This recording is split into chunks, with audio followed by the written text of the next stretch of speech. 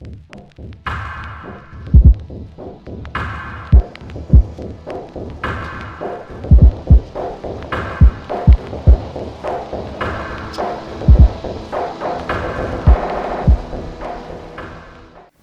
is wrong with the world today? The hard problem.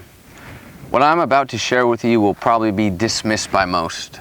It'll most certainly won't make the nightly news, nor be shared on TikTok or Snapchat.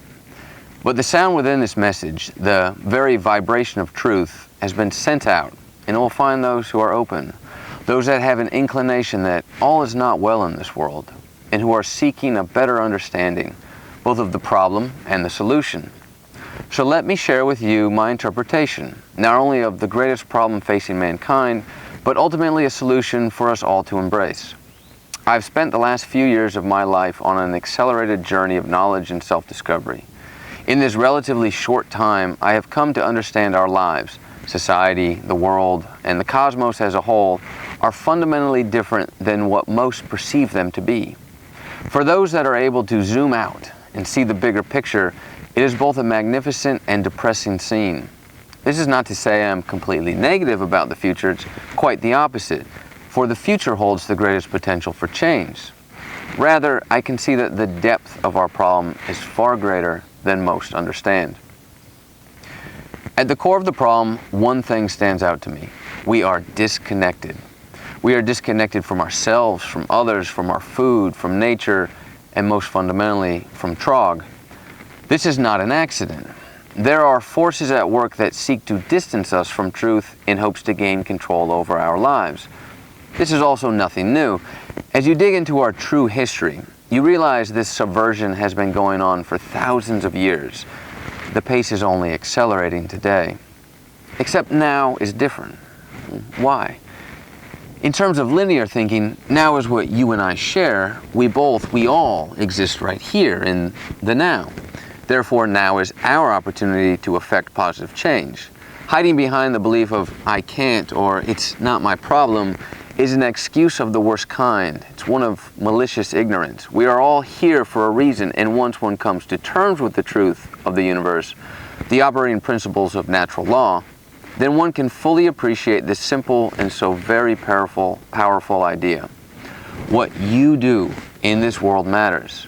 What you do in this life matters. And so while now is special because we all share it, there is more to this that makes right now unique. As the events of 2020 demonstrated to us, we are now living in a world that is completely connected, at least technologically speaking. An event occurred, and not only was the news instantly known everywhere, but more importantly, the subsequent repercussions of decisions made by people were felt worldwide in a matter of days.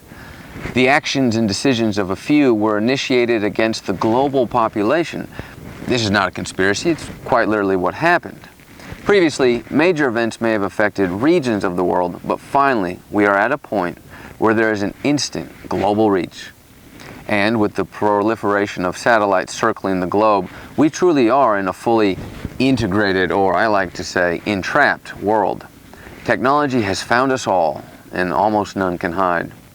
No other time in history has the physical world been so interlocked that decisions could be made, implemented, and directly affect virtually every habitant of Earth simultaneously. This is truly remarkable, and most certainly taken for granted in our day of AI integration. Consider this. Anyone born in the last 20 years and for the following unknown future will believe that cell phones, computers, the internet, and some form of artificial intelligence is not only normal, but a natural extension of ourselves. Yet for the billions of people that have existed in the tens of thousands of years before this time period, the now, such ideas are and would have been completely abstract. The recent extent of technological progress reflects a shift like none other in the history of mankind. This is a major turning point in our human history. Given the idea that technology is a tool and therefore has no morality unto itself, I believe there are two questions to ask yourself. First, is the overall intent of this technology for the common good? And more specifically, is the use of technology enhancing or limiting our freedoms? Take a moment to think about that. The answers are what makes now such a unique time, both in terms to the threat that is knocking on the door of our very souls, but also for the opportunity we all have to come together and claim back what has always been our own: freedom. Freedom to exist without the control of others. It comes down to that cliche expression, "And the truth shall set you free." For those that know the truth shall attain freedom. But oh my, how it has been buried and hidden from our view. If you are able to remove your ego from your own perception of reality, if you can develop what the Bhagavad Gita stresses and explore reality with non-attachment, in this case to your preferences and desired outcomes, if you can really stand back and objectively look at what is happening, it becomes clear. So absolutely crystal clear, it is almost funny how it's happening and why it works so well. The game plan is short and simple. Distract and disconnect. At which point you can steer people or society as a whole in any direction you want them to. Manipulate them to any end. This is how we have been and are continuing to lose our very selves to those more devious, cunning, and downright evil. We continue to be further disconnected from truth because we have bought into the distractions of technology. Reconnecting with nature is ultimately at the core of the solution, and it is attainable for everyone. The rather new infiltration of technology into our daily lives is only expediting this otherwise negative outcome. Our constant obsession with tech and its recent invasion into the very minute-by-minute fabric of our lives is a huge contributing factor to our being disconnected. This explosion of tech is what I call the distraction. It's quite clever. First is that it keeps us from focusing on what really matters. Therefore, our time and energy are not directed towards truth.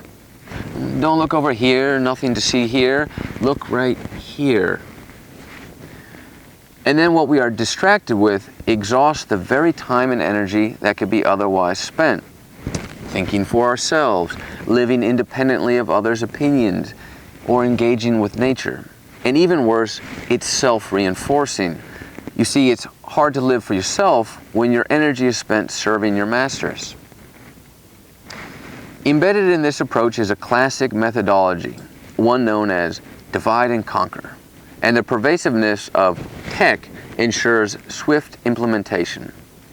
What is easier than defeating a large group of people that can think for themselves? Well, make them split themselves up into tiny groups, convince them that they are at odds with each other, and then let them defeat each other. How do you convince them to do this? Oh, well, that's easy. Feed them 24/7 propaganda under the guise of culture and make them addicted to both the method of consumption, that is, the devices, the blue light, the screens, the gadgets, the social media platforms themselves, and also that sickly syrup that they drink daily. Mainstream news, entertainment, sports, culture, pop media, Hollywood at large. And then based on the flavors that each one aligns with, convince them that they are better or worse than those in the other group. Just look at what happens. Look at our current condition. If you think what I am describing is far-fetched, then show me the rock you live under, because there is certainly room for the both of us. They are laughing at us while they empty both our pockets and our souls. The problem is most users, most consumers, are blindly endorsing their own enslavement. They are constantly trying to split us into smaller and smaller and smaller groups, intent on having us self-identify with meaningless attributes to create class warfare. Think about race, religion, socioeconomic status, gender, and age. Those are the most popular. They're certainly everywhere today. They use a simple strategy of provoking any side, using clever rhetoric to incite disconnect, and watching as the chaos follows. To those who can see how it works, each event that unfolds on the mainstream media is a clear indication of this in process. Despite all the labels and terms they throw out there to confuse you, who you really are, ultimately there are two types of people.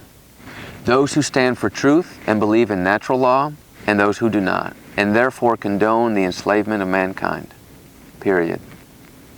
Be proud of what makes you different, but do not fall into that trap of violent comparison. Who is more dangerous, those that set the rules or the masses that blindly follow along? Recognize what is happening. See the patterns. Know the truth. At the root of this problem is an overwhelming lack of self-love. This is no accident either. A person who has an abundance of self-love will not turn on him or herself, nor his brother or sister. Love is nurtured through a connection to nature and to what I call trog. This is the cornerstone of the solution for us all. The deeper you dig into yourself and recognize that you are an expression of all that is, was, and will be, the sooner you will come to love both yourself and your neighbor. At which point you will begin to understand the game that is being played and how you are nothing but a pawn. It is upon this understanding that you can choose to claw back as much of your sovereignty as possible and work to remove yourself from the game and live life on your own terms. In another video, I will discuss my recommendations for how you can begin your own awakening process. It's really quite simple, but requires some work. That means it's not easy, but like any process of change, it will take some time. Such a treatment rests on the simple notion of removing toxins, preventing them from being re-ingested, and replacing them with positive tonics. While toxins and tonics are an analogy, just as the physical body consumes substances, so too does the spiritual body. It is here the war is being waged, in the realm of the invisible, and it is therefore here that you must begin the cleanse. So, what is wrong with the world today? What's the hard problem? It is getting people to understand this, to come to terms with the truth of the reality and to accept it, and then to make positive change. And that reality is that most are losing control of their own thoughts, thereby sacrificing their energy to others who have evil intentions and enslaving society in the process. And that I feel is putting it mildly. They want what is in your head and in your heart, what's in your mind and your spirit, because these are the most valuable things in the entire world and beyond. The greatest war ever waged was the one on your free will and your free thought. Claim back what is yours, and they will disappear.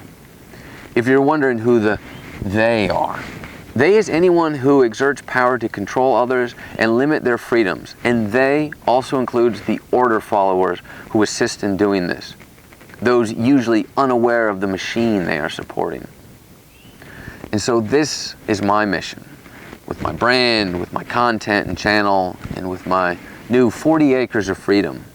This, above all else, is my dedication to helping solve the hardest problem of them all, providing truth so that we may all live a better life. Truth is the solution, and I believe that it is best found here in nature. I am no longer willing to be a passive observer to the treachery of mankind, nor, and more importantly, to the flagrant and belligerent destruction of the truth. We still hold the power to effect change, each and every one of us. It is time for us to stand up and see the truth. It's time for us all to wake up. It is time to reconnect with nature.